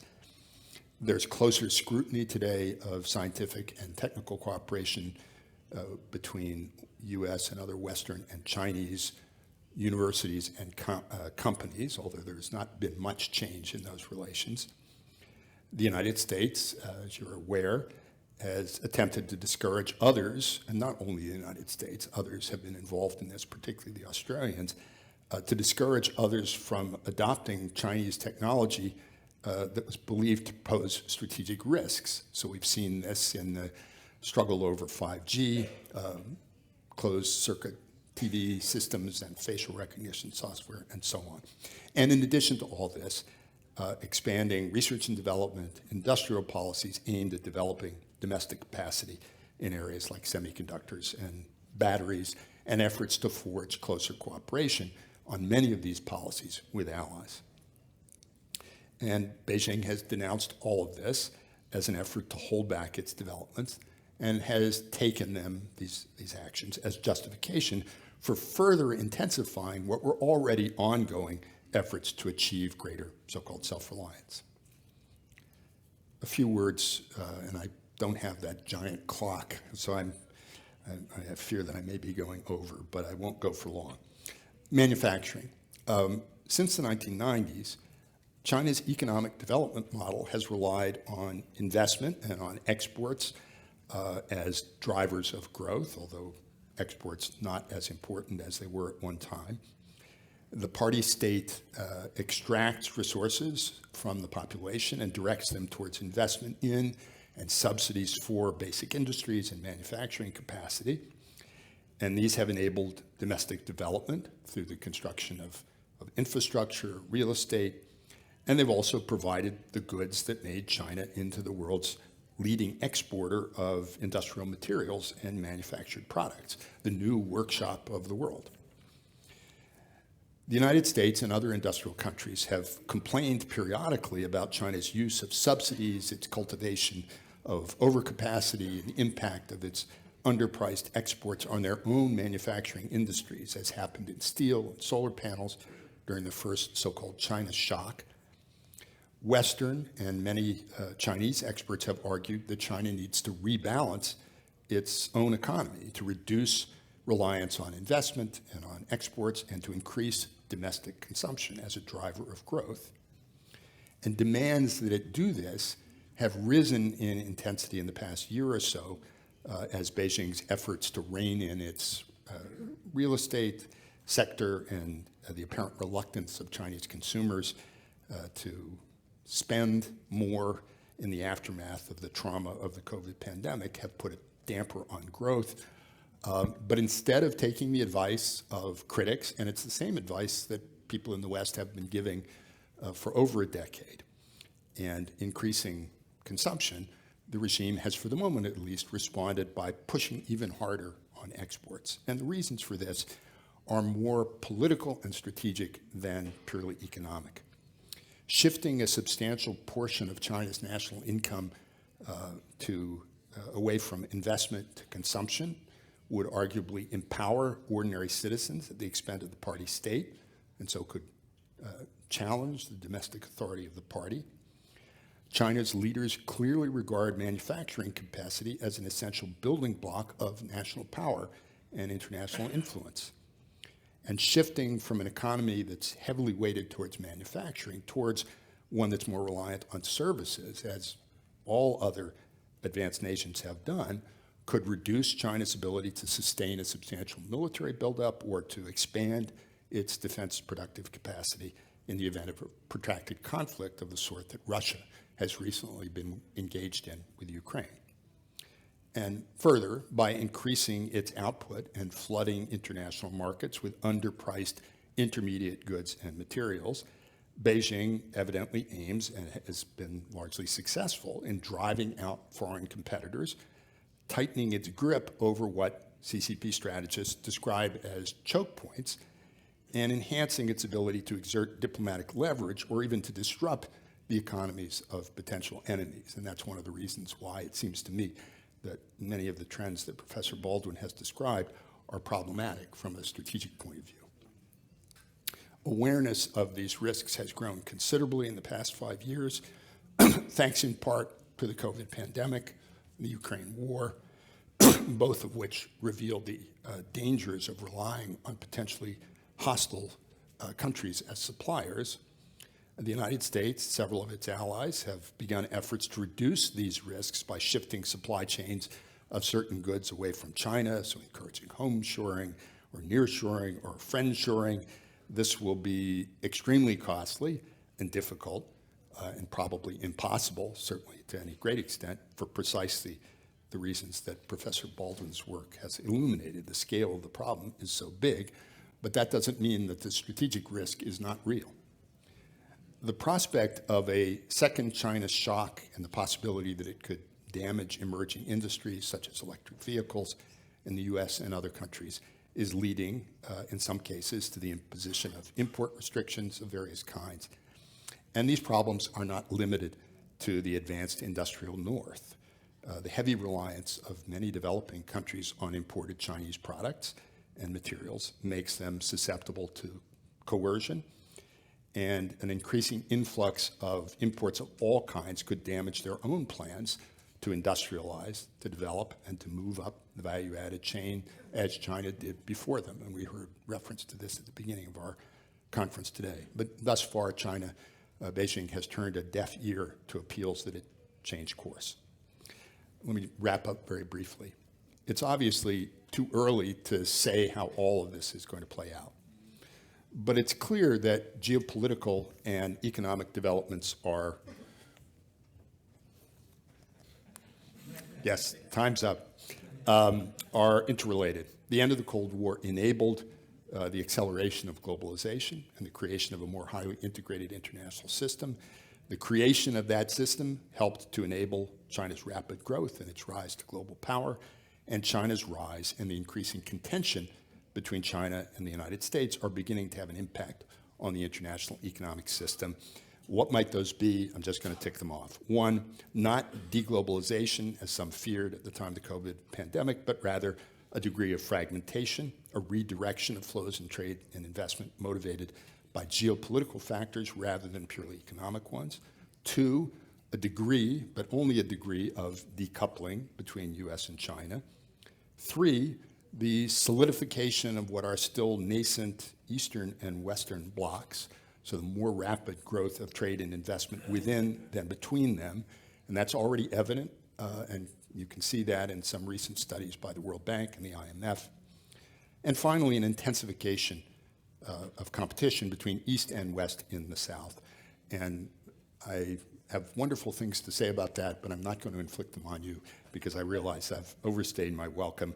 All I'll say is that what China offers is, at least superficially, a good deal, but it may not be the best deal for countries that are seeking to develop. Just buying Chinese exports, selling China materials and resources, allowing Chinese companies to build infrastructure may not be the formula for true industrialization and development. But dealing with this is going to require, for Americans, a total rethinking of our economic policies. And I don't think we're yet anywhere close to that rethinking. So thank you for your indulgence.